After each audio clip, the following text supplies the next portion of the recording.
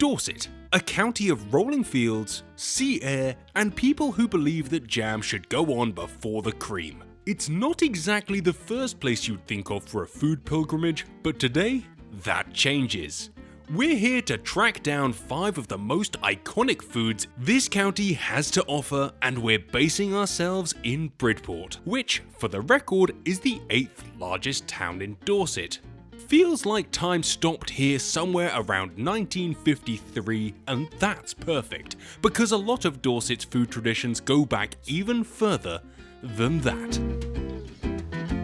The Dorset Food Tour, alright you!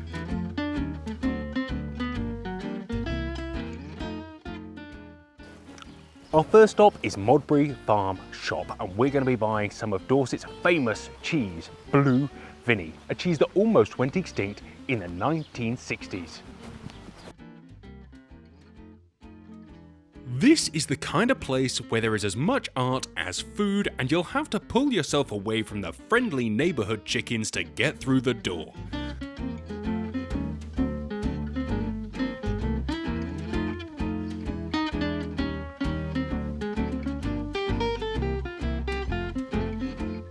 There was a ton of great stuff in here, but I grabbed the cheese, paid, and left. This stuff is blue, it's crumbly, and it's got a smell that could restart a heart.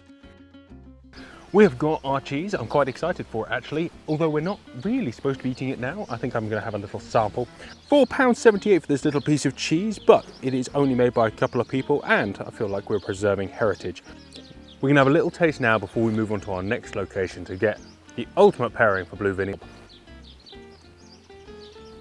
It's creamy, still got a lot of that traditional cheesy taste. It's got a lot like a mature cheddar back to it, with just a little bit of blue cheese tang.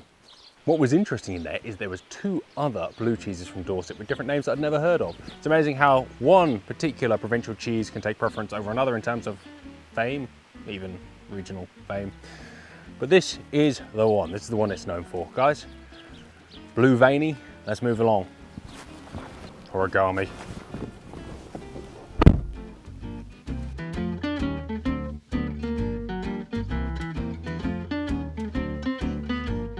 Given that you can't eat Blue Viney on its own unless you're clinically insane, you need a vehicle, a biscuit, and a knob.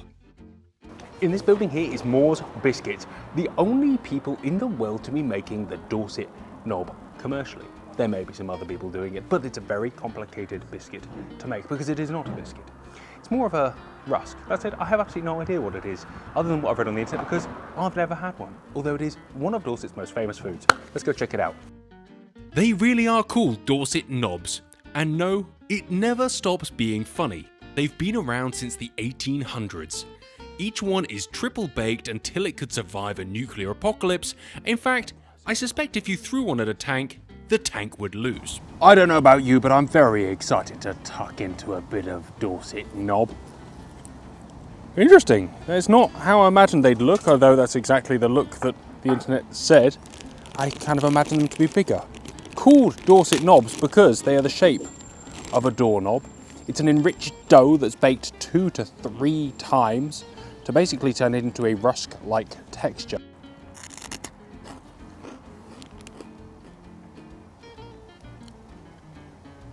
Bit of salt. It's definitely got a sweet after, and it's like it is just like British biscotti. The whole point in this is these have got a sell-by date or a use-by date of November 2026. That's a year and a half. That's a ridiculous amount of time for something to last.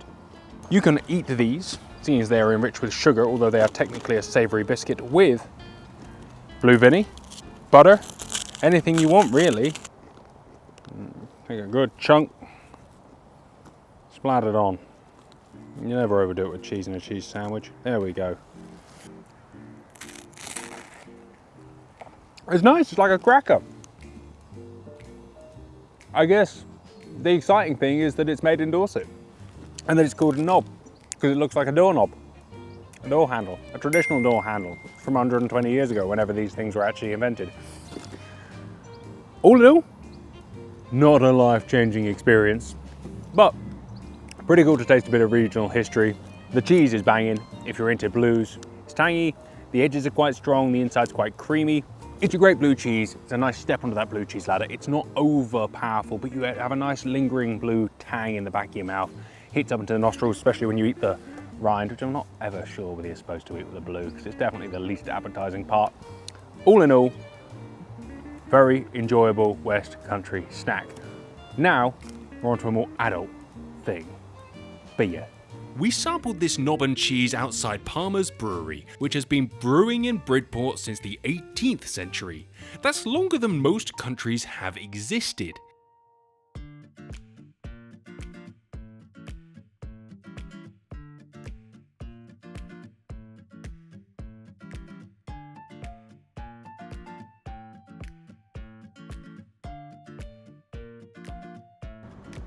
Rest assured that this isn't some trendy craft outfit with iconic labels and passion fruit IPAs. This is proper Dorset beer.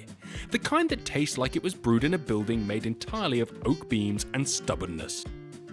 We popped into the shop, grabbed a bottle of Tally Ho, a dark ale strong enough to count as dinner.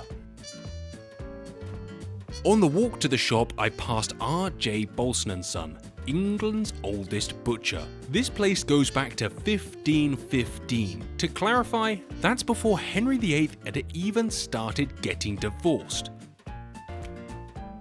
26 generations in continuous ownership, but I was really tempted to come here. I really want to come here and get some Dorset horn chops, which is one of the local delicacies of Dorset, is the Dorset horn, which is a local sheep breed. But it's close, and so we move on to probably the most famous thing to come out of Dorset. Next up, the Dorset apple cake. This is the signature dish. If you come to Dorset and don't eat one, they take away your passport. A short stroll up the road, we found a bakery, and sure enough, stacked high and fresh out of the oven, there was Dorset apple cakes. Crumbly, spiced, and unapologetically British. Bang, Dorset apple cake you. Look at that. Probably the most famous thing to come out of Dorset, I think. I mean, I can't think of anything more famous. Not biscuits, sheep, blue Viney, but they're all like, you know about them because I'm from just over the border. This, I've had this in Lincolnshire. That's practically an international dessert. It is not the most exciting cake in the world, but I'm gonna take you through it in a minute. We're gonna go find somewhere pretty to eat.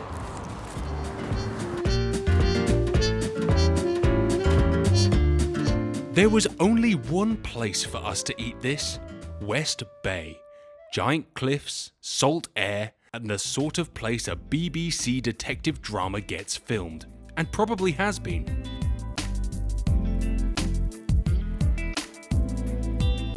Dorset apple cake is one of those rare things. It's not too sweet, not too heavy, just soft, buttery sponge, studded with tart apple, and usually topped with a bit of crunchy sugar.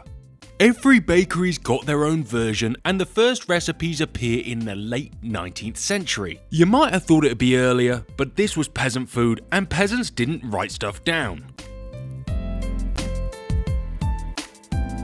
We finished the tour with one final meal: mussels mariniere in a pub by the harbour.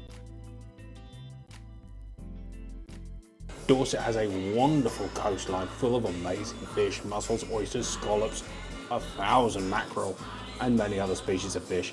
And pretty much everywhere along the coastline you'll be able to get a catch of the day. A side serving of a fresh pint of Palmer's 200, and honestly, I could have stayed there all evening.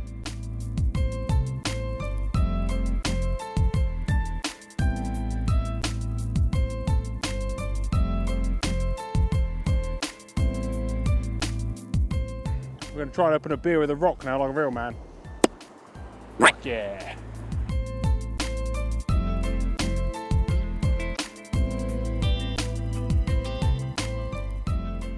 And that's Dorset. Food that's older than most empires, eaten in a town that doesn't care what you think of it. Knobs, cheese, beer, cake, mussels. Perfection. Did we miss something? Probably. Should you come and do it yourself? Absolutely. But whatever you do, don't be in a rush, and don't leave without a bag of knobs.